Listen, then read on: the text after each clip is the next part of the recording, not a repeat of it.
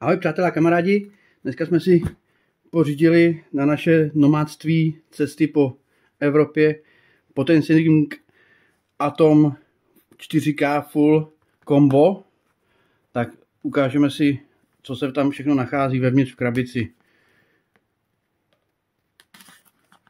Je to dron takový střední třídy.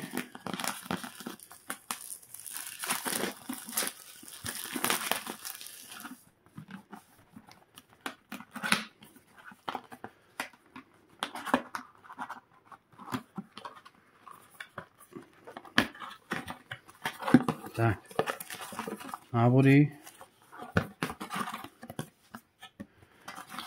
Sedí to v takové krásné krabičce, batušku.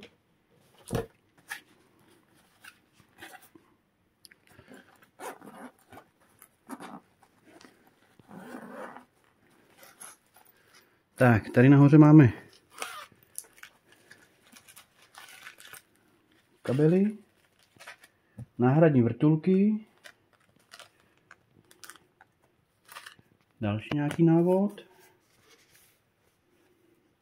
šrobováček a šroubky na vrtulky, nabíječka, tady jsou kablíky na nabíječky,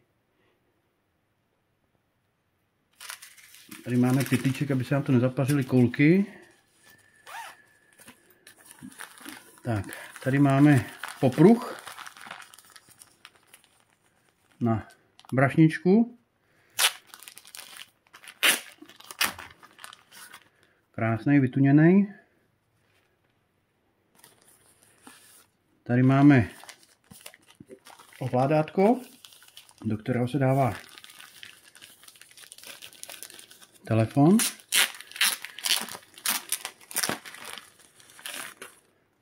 Takhle to vypadá. Tady jsou takhle dvě antenky. Ty se dají různě naštelovat, točit, kroutit. Takhle mezi to se strčí telefonek. Tak. Tady máme kombo na 3 baterky nabíjení. Jelikož máme kombo, tak jsou tady 2 baterky navíc k tomu. Jedna je strčená v dronu a jinak jsou tam takhle 3. A tady si to krásně můžete takhle všechno nabíjet. No, tady máme nabíječku do elektriky. Nevím, proč to má teda jack, proč to nemůže být normální. Tak a teď jdeme na samotný dron, ten je ještě takhle krytý pěkně. A je to dron do 250 gramů. Takže nepotřebujete mít zkoušky. Tak pojďte se na něj mrknout. Je to skládací. My jak budeme cestovat, tak se nám to vleze klidně do kapsy. Takhle je to ještě krásně krytý.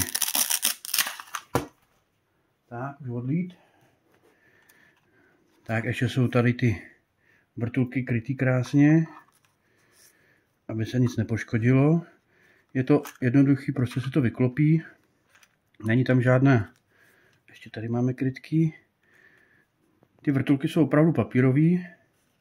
Není tam žádná aretace, prostě to drží samo pevně. Je to prostě takovýhle krasavec. Tady má takhle krásnou kamerku. Tady ještě nějaká krytka u té kamerky. To musíme teprve zjistit, co je. Ale má to jenom senzory ve dole a vepředu. Jinak to jinde žádný senzory nemá. Tak uvidíme. Zítra, až se s paní Burgetovou podíváme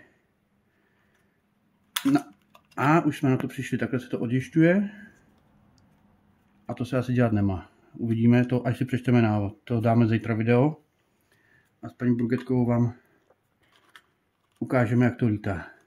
Doma to teď zapínat nebudeme, protože